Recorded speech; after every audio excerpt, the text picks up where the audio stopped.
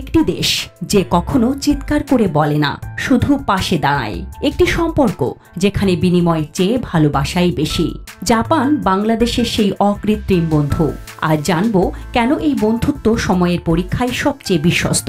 জাপানের মতো এত উন্নত দেশ কেন বাংলাদেশের পাশে এত কৃতজ্ঞ চিত্তে থাকে সব সময়।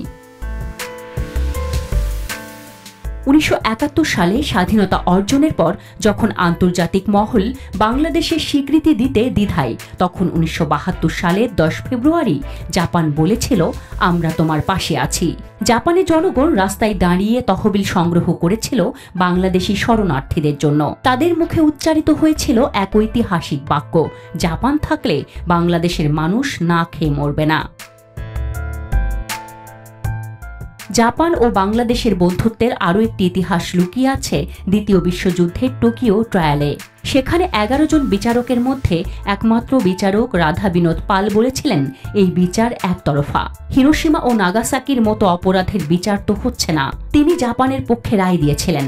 আজও তার নাম জাপানের পাঠ্য বইয়ে আছে। জাপানের যুদ্ধবীরদের স্মরণে তৈরি ইয়াসুকুনি শ্রাইনে তার নামে রয়েছে একটি স্মারক ফলক। রাধা বিনোদ পাল ছিলেন একজন বাঙালি, বর্তমান বাংলাদেশের কুষ্টিয়ার সন্তান।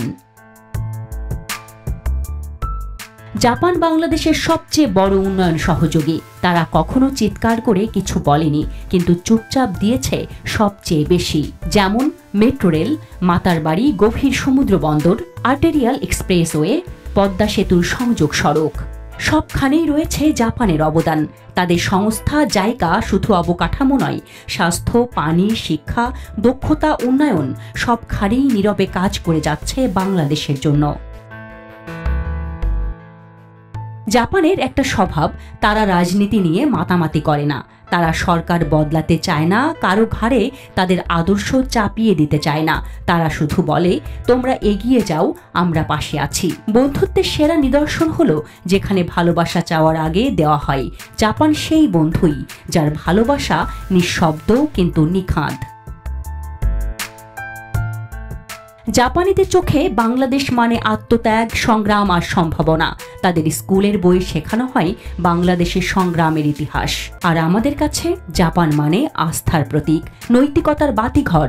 জাপান বলে না, করে। জাপান শেখায়, জোর করে না। এই সম্পর্কে সর্বশেষ প্রমাণ বাংলাদেশের প্রধান উপদেষ্টা ডক্টর মোহাম্মদ ইউনূসের জাপান সফর। এই সফরে জাপান বাংলাদেশকে দিয়েছে $1 বিলিয়ন বেশি সহযোগিতা, যার মধ্যে রয়েছে বাজেট সহায়তা, রেল ও শিক্ষায় বিনিয়োগ। স্বাক্ষরিত হয়েছে 6টি সমঝোতা স্মারক। এটাই জাপান বাংলাদেশ সম্পর্ক, কূটনীতি নয়, হৃদয়ের বন্ধন। Desk report, Dhaka express.